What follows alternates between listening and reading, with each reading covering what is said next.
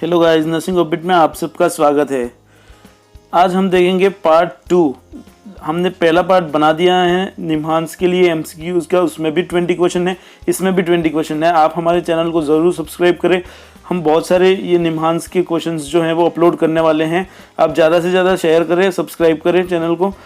So let's start with question 1। Fugue state may be seen in. So fugue state जो है वो एक state होती है। मैं आगे आपको बताऊंगा कि ये फ्यूज स्टेट क्या होती है। तो ये किस में हमें मिलती हैं? Option A schizophrenia, option B hysteria, option C epilepsy and option D all of the above.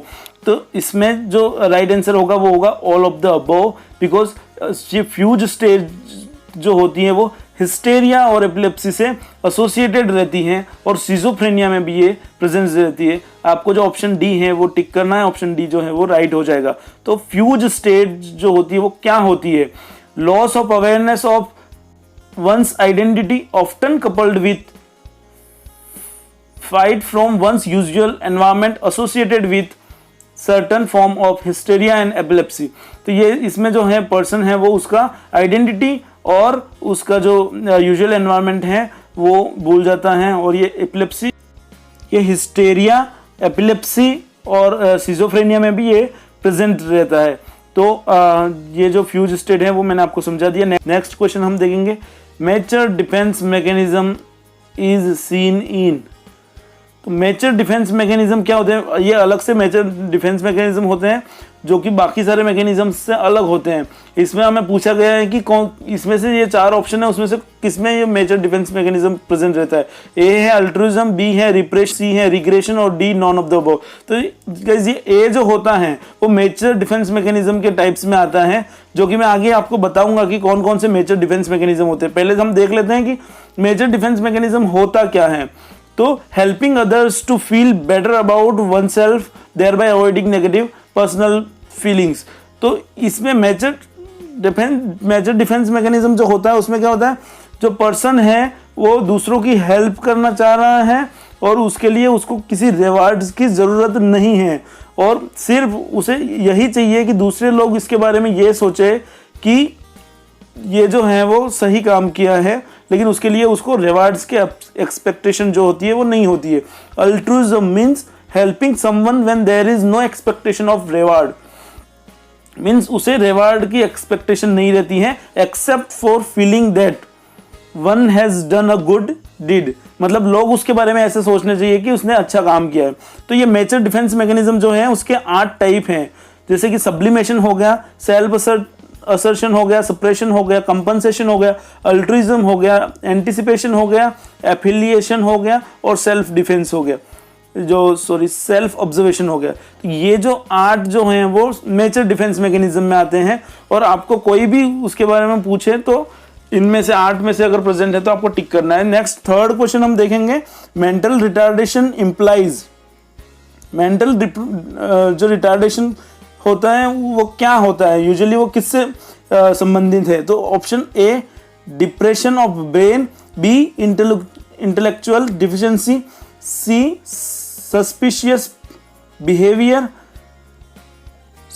Behaviour और डी जो है वो इमोशनल डिसऑर्डर। तो हमें अच्छे से पता है जब भी मेंटल रिटार्डेशन का क्वेश्चन आता है तो वो इंटेलेक्चुअल डिफिशिएंसी से रिलेटेड होता है। तो इसमें बी जो ऑप्शन है वही हमें सही करना है, बाकी ए, सी एंड डी जो हैं वो गलत ऑप्शन है और हमें बी जो है वो सही करना है। अभी मैं आपको नेक्स्ट चीज़ ये बताने वाला हूँ कि ये मेंटल रिटार्डेशन का जो स्केल है वो भी मैं आपको एक इमेज डाल के बता देता हूँ। तो इसका बी जो है वो सही आंसर है। नेक्स्ट हम देखेंगे वो स्केल, जैसे माइल्ड होता है, मॉडरेट होता है, सिवियर होता है और प्रोफाउंड होता है। तो ये गाइस जब माइल्ड होता है तो वो 50 से 70 IQ की रेंज में आता है, मॉडरेट होता है तो 35 to 50 की रेंज में आता है, सीवियर मेंटल रिटार्डेशन होता है तो वो 20 to 35 की रेंज में आता है, और प्रोफाउंड मेंटल रिटार्डेशन जब होता है तो वो लेस देन 20 होता है। तो आपको ये भी पूछ सकता है कि कौन सा जो माइल्ड है, मॉडरेट है, सीवियर है या प्रोफाउंड है। नेक्स्ट हम चौथा क्वेश्चन देखेंगे, मेजर साइकोसिस इज। यहाँ पे साइकोसिस क्या है, मेजर साइकोसिस क्या है ये पूछा गया है, तो ए न्यूरोसिस नहीं हो सकता, बी डिमेंशिया वो भी न्यूरोटिक डिसऑर्डर है, C reactive depression, reactive depression means exogenous depression होता है, एंड डी एंडोजेनस डिप्रेशन। तो यहाँ पे सही आंसर क्या होगा, option A neurosis, B dementia, option C reactive depression and option D endogenous depression. तो यहाँ पे जो डी ऑप्शन है वो सही है, क्योंकि ए और बी हो ही नहीं सकता क्योंकि वो न्यूरोटिक डिसऑर्डर हैं। सी रिएक्टिव डिप्रेशन है जो कि एक्सोजिनस होता है, और ये जो मेजर साइकोसिस होता है वो एंडोजिनस डिप्रेशन की वजह से होता है। डी जो है वो सही आंसर हो जाएगा। आगे मैं आपको बताता हूँ कि साइकोसिस जो होता है वो क्या है, व्हाट इज साइकोसिस। तो साइकोसिस जो होता है वो क्या होता है, एक पर्सन होता है जिसके परसेप्शन एंड थॉट वो चेंज होता है थ्रू हेलुसिनेशन एंड डिल्यूजन। तो पर्सन्स के थॉट्स एंड परसेप्शंस जो है वो डिल्यूजन और हेलुसिनेशन से चेंज हो जाते हैं, उसको बोलते हैं साइकोसिस। और आगे हम देखेंगे कि ये जो रिएक्टिव जो डिप्रेशन है वो क्या होता है। तो रिएक्टिव डिप्रेशन जो है वो होता है स्ट्रेसफुल जो स्टिमुलाई होता है, जैसे कि कोई भी स्ट्रेसफुल स्टिमुलाई की वजह से हमारा हार्ट रेट बढ़ जाता है, हमारा बीपी बढ़ जाता है, वो पेप्टिक अल्सर हो जाता है, ये सारे तो ये रिएक्टिव डिप्रेशन की वजह से होता है। और उसको ट्रीटमेंट कैसे करना है, तो वो रिकमेंडेड है cognitive behavioural theory and interpersonal therapy activities में चेंज करने पड़ते हैं पेशेंट्स के। नेक्स्ट 5वां क्वेश्चन हम देखेंगे, all are true about hyperkinetic child except. Hyperkinetic child से यहाँ मतलब है ADHD से, attention deficit hyper active disorder. तो यहाँ ऑप्शन ए है poor impulse control, B increase in the anger outburst, C right to left disorientation and D decrease in attention span. तो यहाँ पे 3 आंसर सही हैं और एक गलत है, जो कि आप इजीली समझ सकते हो कि आंसर सी जो है वो ADHD का कोई फीचर नहीं है। नेक्स्ट 6 क्वेश्चन हम देखेंगे, a person missing from home found wandering purposefully, well groomed and has some degree of amnesia. So यहाँ पे कौन सा सही हो सकता है, A dissociative fugue, dissociative amnesia, C schizophrenia and D dementia. यहाँ पे आप मेरे को पता है कि आप सिजोफ्रेनिया की तरफ जाओगे क्योंकि वेल ग्रूम्ड है, लेकिन सिजोफ्रेनिया आंसर नहीं है, डिसोसिएटिव फ्यूज है। तो डिसोसिएटिव फ्यूज जो है वो राइट आंसर हो जाएगा। नेक्स्ट 7th क्वेश्चन हम देखेंगे, delirium and schizophrenia differs from each other. Delirium और सिजोफ्रेनिया एक दूसरे से किस तरह से डिफरेंट हैं, तो A change in mood, B complete consciousness, C tangential thinking and D all. ये जब डिलीरियम की बात आती है और सिजोफ्रेनिया, तो ये जो है एक में कंप्लीटली कॉन्शियस होता है पेशेंट, एक में जो है वो डिलीरियम जो है उसमें कॉन्शियस नहीं होता है। So option 8 concept of super ego was given by, concept of super ego जो है वो किसने दिया था, A Erich Fromm, B Sigmund Freud, C Erik Erikson and D Carl Jung. तो इसमें से किसने जो है वो ये दिया था, सुपर ईगो का कंसेप्ट किसने दिया था, तो ये सिगमंड फ्रॉइड ने दिया था। ऑप्शन बी जो है वो सही हो जाएगा। मैं आगे आपको बताऊंगा कि ये मतलब होता क्या है, ईड, ईगो, सुपर ईगो जो है वो 3 जो हैं और कौन से प्रिंसिपल पे ये डिपेंड करता है, ये भी बहुत सारी बार आपको जो है वो MCQs में पूछे जाते हैं। तो गाइज ईड का मतलब सिंपली ये होता है, जैसे कि चाइल्डिश बिहेवियर होता है ईड। ईड में क्या होता है कि अगर बाजार में जाते हैं तो एक बच्चा है तो वो अपने पापा से बोलता है कि ये खिलौना चाहिए, मतलब चाहिए उसको, तो वो ईड में आता है। और ईगो जो है वो रियलिटी में आता है, तो उसमें क्या वो डिसाइड नहीं, मेरे को उसके लिए प्लानिंग करनी पड़ेगी। और जो ईगो हो सुपर ईगो होता है वो कि नहीं इसकी मेरे को ज़रूरत ही नहीं है तो मेरे को लेने की आवश्यकता नहीं है। तो नेक्स्ट देखेंगे, ये जो ईड है वो इंस्टिक्ट के प्रिंसिपल पे रहता है, ईगो जो है वो रियलिटी के, और वो जो है वो मोरलिटी प्रिंसिपल पे रहता है। नेक्स्ट 9 क्वेश्चन देखेंगे, the following are psychosomatic disorder except, जो मतलब ब्रेन माइंड जो है उसमें चेंज की वजह से सोमेटिक डिसऑर्डर्स आते हैं, वो साइकोसोमेटिक डिसऑर्डर होता है। और हाइपरटेंशन जो है वो जब भी कोई स्ट्रेसफुल स्टिमुलाई आते हैं, हाइपरटेंशन हो सकता है, पेप्टिक अल्सर स्ट्रेस की वजह से हो सकता है, इवन अस्थमा भी हो सकता है। लेकिन यहाँ सी ऑप्शन है वो राइट हो जाएगा, क्योंकि लिवर सिरोसिस जो है वो साइकोसोमेटिक डिसऑर्डर नहीं है। नेक्स्ट हम देखेंगे क्वेश्चन नंबर 10, कन्फाबुलेशन मीन्स। यहाँ पूछा जा रहा है कन्फाबुलेशन का मतलब क्या होता है। एक कन्वर्सेशन विद इमेजिनरी पर्सन, तो ए का मतलब होता है delirium. B misinterpretation of stimuli, वो होता है delusion. C perception in absence of stimuli, वो होता है हेलुसिनेशन। एंड डी जो है वो राइट हो जाएगा making story to sum up gap in the memory loss. Means बंदा जो है वो क्या करेगा कि जब स्टोरी बताएगा तो वो जो गैप्स हैं वो उसमें जो वो भूल जाता है उसको, मतलब दूसरी स्टोरी से लिंक करके वो जो गैप्स बीच में पड़ जाते हैं उसको फिलअप करता है। तो यहाँ पे ऑप्शन जो है वो डी है वो सही हो जाएगा और हमें ऑप्शन डी को जो है वो टिक करना पड़ेगा, ठीक है। इसके बाद में हम देखेंगे next 11th question, which category is most prone for suicide.